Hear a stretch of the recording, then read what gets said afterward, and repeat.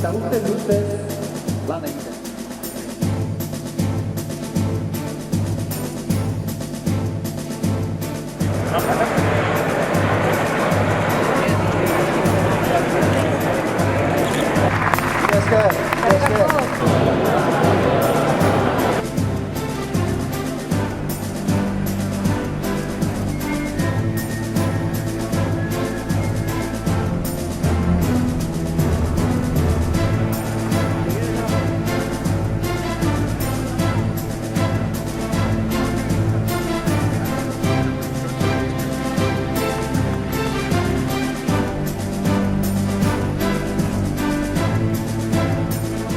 Cuando la gente me pregunta por qué yo, Mikel Landa, ciclista, con grandes retos deportivos por delante, me meto en un jaleo como este, les tengo que contestar que no entiendo un ciclismo sin la Fundación Euskadi.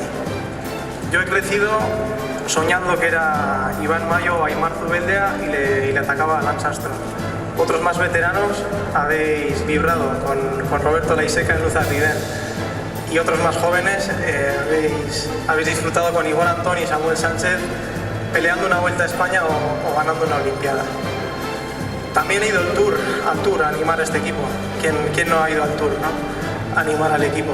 Juntarnos 4 amigos, buscar unas icurriñas y unas camisetas naranjas e ir a pasar unos días a Pirineos a animar a nuestros corredores.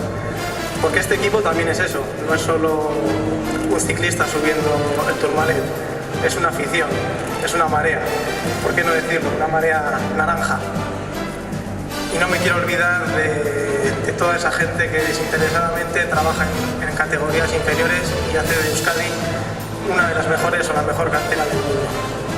Por todo esto, cuando Miguel Madariaga ha necesitado un relevo, me he visto con la necesidad de dárselo y devolver así a la Fundación Euskadi todo lo que a mí me ha dado.